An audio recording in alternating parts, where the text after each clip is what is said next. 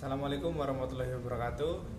Perkenalkan, kami dari kelompok 7 dasar-dasar matematika akan mempresentasikan tugas proyek kami. Kelompok kami beranggotakan saya Muhammad Abri Sikra dengan NIM 2404030003. Perkenalkan, saya Regi Yuwanto dengan NIM 2404030019. Perkenalkan, nama saya Farizal Sabilul Haq dengan NIM 2404030021. Perkenalkan, nama saya Maulana Dawila dengan NIM 2404030040. Baik, sekarang kami akan masuk ke penjelasan dari modus logika. Ada beberapa materi yaitu seperti modus polens, modus tollens, silogisme, dan lainnya yang akan kami bahas setelah ini. Maka dari itu kita akan lanjut ke materinya. Oke, kita masuk ke materi pertama yaitu struktur dasar silogisme. Ada 3 unsur seperti premis mayor, yaitu premis yang umum yang menggambarkan semua kasus. Contohnya, semua manusia adalah mamalia. Kedua adalah premis minor, yaitu pernyataan yang lebih spesifik yang menghubungkan subjek dengan premis mayor. Contohnya, Andi adalah manusia. Dan yang ketiga adalah kesimpulan. Nah, kesimpulan ini adalah pernyataan logis yang didapat dari premis mayor dan juga minor. Contohnya, Andi adalah mamalia. Lanjut. Nah, berikutnya adalah definisi dan penerapan modus ponens. Untuk definisi sendiri, modus ponens adalah salah satu modus logika yang paling dasar dari bidang logika ini. Ia menyatakan bahwa jika suatu pernyataan itu benar, pernyataan B itu benar, dan jika pernyataan P mengimplikasikan pernyataan Q, maka pernyataan Q juga benar. Untuk penerapannya, jika hari ini hujan, maka jalanan akan basah. Hari ini hujan, jadi jalanan pasti basah. Nah, modus ponens ini membantu kita mengidentifikasi kesimpulan logis berdasarkan premis yang sudah diketahui. Oke, lanjut. Berikutnya adalah definisi dan penerapan dari modus tollens. Pengertiannya sendiri, modus tollens ini adalah modus logika yang menyatakan bahwa jika pernyataan P mengimplikasikan pernyataan Q dan pernyataan Q itu salah, maka pernyataan P-nya juga salah. Untuk penerapannya sendiri, contohnya adalah jika seseorang sedang makan, maka orang tersebut tidak lapar. Seseorang sedang makan, jadi seseorang tersebut pasti tidak lapar. Lanjut. Untuk materi selanjutnya adalah silogisme destruktif yang memiliki pengertian yaitu premis yang mengimplikasikan kesimpulan negatif. Jika premis mayor mengimplikasikan pernyataan Q dan premis minor menyatakan bahwa Q itu salah, maka kesimpulannya adalah pernyataan P juga salah. Contohnya adalah jika hujan, maka langit akan mendung. Langit tidak mendung, jadi tidak hujan. Silogisme destruktif berguna untuk menafsirkan premis yang mengarah ke kesimpulan negatif. Nah, berikutnya adalah dilema konstruktif. Dilema konstruktif ini adalah modus logika yang menaruhkan dua alternatif yang mengarah ke konklusi yang sama. Seperti jika P benar, maka Q benar. Jika R benar, maka Q benar. P atau R benar, jadi kesimpulannya adalah Q adalah benar. Untuk contohnya sendiri, jika Anda bekerja keras, Anda akan sukses. Jika Anda beruntung, Anda juga akan sukses. Anda bekerja ataupun beruntung, jadi Anda akan sukses. Lanjut. Nah, berikutnya adalah dilema destruktif. Seperti judulnya, destruktif yaitu dilema yang menawarkan dua alternatif yang mengarah ke konklusi negatif. Jika P benar, maka Q benar. Jika R benar, maka S benar. P atau R benar, jadi Q ataupun S salah. Untuk karakteristik dan contohnya sendiri, dilema destruktif ini tidak menawarkan pilihan yang positif, melainkan pilihan yang di antara dua itu adalah konsekuensi negatif. Contohnya, jika Anda berbohong, Anda akan kehilangan kepercayaan. Jika Anda jujur, Anda akan kesulitan. Anda berbohong ataupun jujur. Jadi, Anda akan kehilangan kepercayaan ataupun mengalami kesulitan. Berikutnya adalah prinsip simplifikasi dalam penalaran. Ada 3 poin. P dan Q akan menyatakan pernyataan gabungan pada prinsip simplifikasi. Lalu P sendiri adalah individu, begitu juga dengan pernyataan Q. prinsip simplifikasi menyatakan bahwa jika pernyataan P dan Q benar, maka pernyataan P juga benar, dan pernyataan Q juga benar. Contoh, Anda sedang belajar dan Anda sedang makan. Jadi, Anda sedang belajar. Berikutnya adalah prinsip adisi dalam penalaran. Untuk dalam prinsip adisi ini, P ini adalah pernyataan individu. Nah, P atau Q adalah pernyataan gabungan. Poinnya di sini adalah kata atau. Nah, prinsip adisi ini menyatakan bahwa jika pernyataan P benar, maka pernyataan P atau Q juga benar. Contoh, Anda sedang belajar, jadi Anda sedang belajar ataupun Anda sedang makan. Berikutnya adalah prinsip konjungsi. Di sini untuk P sendiri, P-nya tetap pernyataan individu, Q-nya juga pernyataan individu. Nah, yang berbeda adalah P dan kata kuncinya yaitu dan Q untuk pernyataan gabungan. Nah, prinsip konjungsi ini menyatakan bahwa jika pernyataan P benar dan pernyataan Q benar, maka pernyataan P dan Q juga benar. Contohnya, Anda sedang belajar, Anda sedang makan. Jadi, Anda sedang belajar dan Anda sedang makan. Masuk ke contoh soal logika matematika. Terdapat dua tipe soal, yaitu soal pengantar dan soal utama. Untuk soal pengantar dan soal utama akan terdiri dari masing-masing dua soal.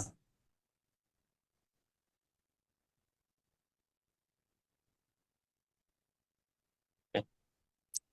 Untuk yang soal pengantar, yaitu yang pertama ada semua siswa paham materi logika. Sugeng adalah seorang siswa, maka Sugeng paham materi logika.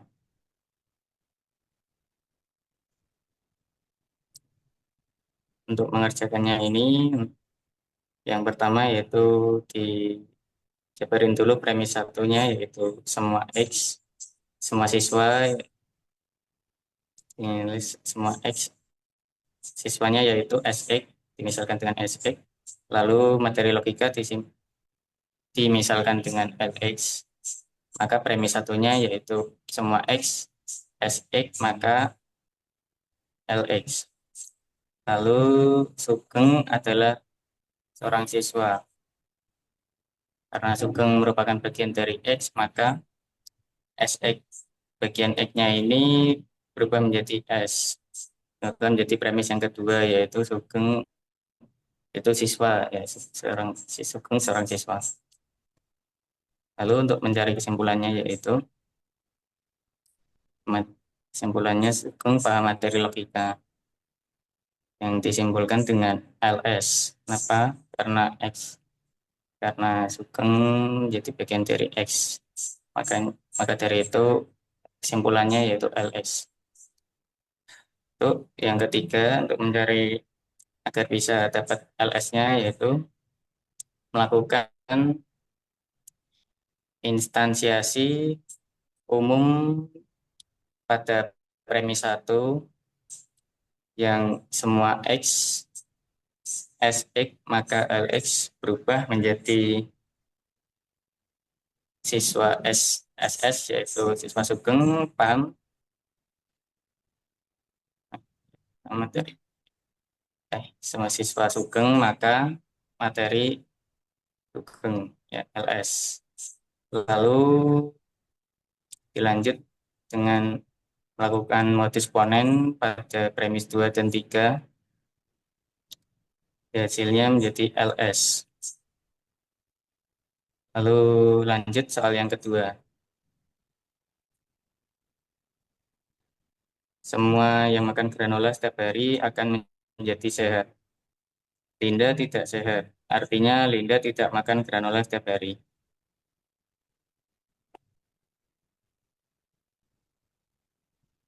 Untuk makan granola kita misalkan dengan GX. Lalu sehat kita simpulkan, kita misalkan dengan SX. Untuk premis satunya berarti semua X, GX, maka SX. Lalu Linda tidak sehat, karena di sini tidaknya berarti premis 2-nya menjadi negasi S, dalam kurung L, karena Linda termasuk menjadi bagian X. Lalu untuk kesimpulannya yaitu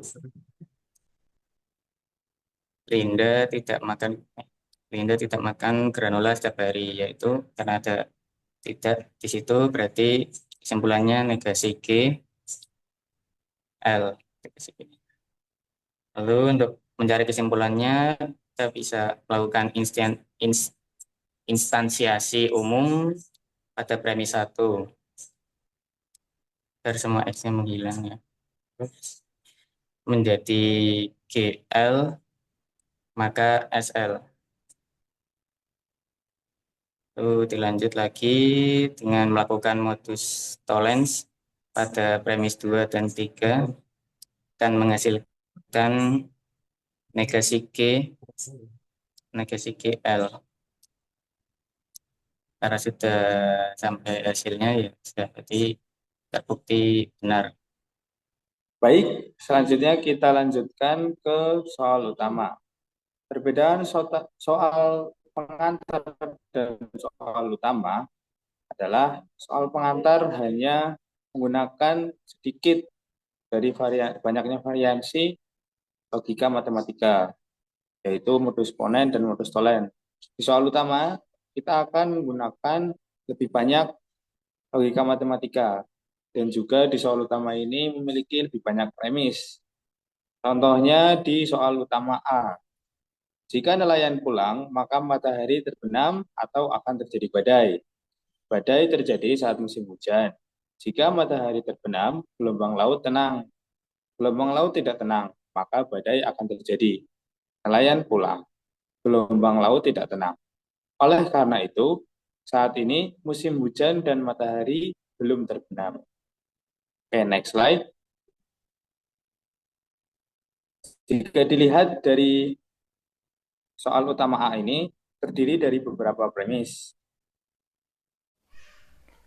Oke, baik. Untuk menjawab soalan tersebut, kita harus membuat pernyataan tersebut ke dalam bentuk premis-premis. Di sini sudah tertera beberapa premis. Seperti yang pertama itu ada N, maka M atau B, di mana N adalah nelayan pulang, M adalah matahari terbenam, B adalah badai. Nah, itu sesuai dengan premis jika nelayan pulang, maka matahari terbenam atau akan terjadi badai. Lalu di premis kedua ada B maka H, yaitu adalah B, badai, akan terjadi badai, dan H adalah sekarang musim hujan. Lalu yang ketiga ada M maka G, yaitu adalah matahari terbenam, maka gelombang laut tenang. Lalu di premis keempat ada negasi G maka B. Negasi G ini sama seperti G, cuma bedanya kalau G tadi gelombang laut tenang, kalau negasi G adalah gelombang laut tidak tenang. Nah, yang B sama seperti di premis 2 dan 1, yaitu badai akan terjadi. Nah, premis kelima adalah N, nelayan pulang. Lalu premis keenam adalah negasi G, gelombang laut tidak tenang. Dengan kesimpulan, saat ini musim hujan dan matahari belum terbenam, atau dapat ditulis H dan negasi M. Lalu setelah kita menulis semuanya 1 sampai 6 dan kesimpulan tadi premisnya, kita lanjutkan di premis ketujuh ada M atau B yang didapat dari premis 1 dan 5 kita modus ponen. Lalu kita dapatkan juga di premis ke-8 yaitu negasi M. Dari premis ke-3 dan ke-6 kita modus tollens. Lalu premis ke-9 kita mendapatkan B. Dari premis ke-7 dan ke-8 kita menggunakan disjunktif silogisme. Lalu di premis ke-10 kita mendapatkan H dengan cara premis 2 dan 9 kita modus ponen. Lalu di langkah terakhir kita mendapatkan yang sama seperti kesimpulan, yaitu H dan negasi M dengan cara premis 8 dan 10 kita lakukan konjungsi. Nah, karena hasil kesimpulan sama, maka soal tersebut adalah logis. Baik, saya akan melanjutkan ke soal utama nomor 2. Seperti yang dijelaskan oleh rekan saya, soal utama itu apa dan perbedaannya dengan soal latihan. Jadi langsung saja kita masuk ke soal utama nomor 2. Semua penyihir memiliki mana? Apabila seseorang bisa mengeluarkan 100 bola api, maka dia penyihir agung. Jika memiliki mana dan lingkaran sihir, maka dia bisa mengeluarkan 100 bola api. Zikra penyihir dan bukan penyihir agung. Oleh karena itu, Zikra memiliki mana dan tidak memiliki lingkaran sihir. Baik, untuk menjawab soal tersebut, langkah pertama yaitu kita harus menentukan premis-premisnya terlebih dahulu. Untuk premis pertama, berdasarkan soal tadi, semua penyihir memiliki mana. Jadi kita dapat menyimpulkannya untuk premis pertama yaitu untuk setiap X, PX, maka MX, di mana PX yaitu penyihir dan MX yaitu memiliki mana. Kemudian untuk premis kedua yaitu dari apabila seseorang bisa mengeluarkan 100 bola api, maka dia penyihir agung. Nah, kita dapat menemukan premisnya yaitu untuk setiap X, BX, maka SX, di mana BX yaitu dapat mengeluarkan 100 bola api dan SX adalah penyihir agung. Kemudian premis ketiga yaitu jika memiliki mana dan lingkaran sihir, maka dia bisa mengeluarkan 100 bola api. Nah, dari soal tersebut kita dapat menemukan premisnya yaitu MX dan LX maka BX, di mana MX adalah memiliki mana dan LX adalah memiliki lingkaran sihir, maka BX yaitu dapat mengeluarkan 100 bola api. Untuk premis keempat kita dapatkan di soal Zikra penyihir dan bukan penyihir agung. Nah, jadi premisnya PZ dan negasi SZ. Di soal, oleh karena itu Zikra memiliki mana dan tidak memiliki lingkaran sihir. Jadi kesimpulannya MZ dan negasi LZ. Zikra memiliki mana dan Zikra tidak memiliki lingkaran sihir. Nah, kemudian dari premis-premis tersebut kita dapat menghasilkan kesimpulannya dari beberapa langkah. Oke, kita harus menentukan premis kelimanya terlebih dahulu dengan cara mengsimplifikasi premis nomor 4 sehingga menghasilkan Zikra adalah penyihir. Kemudian untuk premis nomor 6 kita dapat menginferensi umum dari premis 1 sehingga menjadi PZ maka MZ. Zikra adalah penyihir maka Zikra memiliki mana. Kemudian premis nomor 7 yaitu kita dapat mengmodusponenskan premis nomor 5 dan 6 sehingga menghasilkan Zikra memiliki mana. Kemudian premis nomor 8 kita dapatkan dari mengsimplifikasi pernyataan 4 tadi sehingga menghasilkan negasi SZ. Zikra bukan penyihir agung. Premis nomor 9 kita dapatkan dari menginferensi umum premis nomor 2 sehingga menghasilkan Zikra dapat mengeluarkan bola api maka Zikra adalah penyihir agung. Nah, untuk premis nomor 10 kita dapatkan dari premis nomor 8 dan 9 kita modus tolenskan sehingga menghasilkan negasi BZ. Zikra tidak dapat mengeluarkan 100 bola api. Premis nomor 11 kita menginferensi umum dari premis 3 sehingga menghasilkan Zikra memiliki mana dan lingkaran sihir maka Zikra dapat mengeluarkan 100 bola api. Oke, premis ke-12 kita dapatkan dari premis nomor 10 dan 11 kita modus tolenkan sehingga menghasilkan negasi MZ dan LZ. Premis nomor 13-nya kita dapatkan dari premis 12 yang kita kenakan hukum De Morgan, sehingga menjadi zikra tidak memiliki mana atau zikra tidak memiliki lingkaran sihir. Kemudian dari premis nomor 13 tadi kita dapat menghasilkan premis nomor 14 dengan cara aplikasikan premis nomor 13 menjadi MZ, maka negasi LZ. Zikra memiliki mana, maka zikra tidak memiliki lingkaran sihir. Kemudian kita dapat memodus ponenkan premis nomor 7 dan premis nomor 14 sehingga menghasilkan negasi LZ. Zikra tidak memiliki lingkaran sihir. Nah, kita dapatkan kesimpulannya dari premis nomor 7 dan nomor 15 tadi kita konjungsikan sehingga menghasilkan kesimpulan yang kita inginkan. MZ dan negasi LZ. Zikra memiliki mana dan tidak memiliki lingkaran sihir. Nah, begitulah cara untuk menjawab dari soal utama nomor 2 tadi. Sekian presentasi dari kelompok kami. Kami mengucapkan maaf apabila terdapat kesalahan. Wassalamualaikum warahmatullahi wabarakatuh.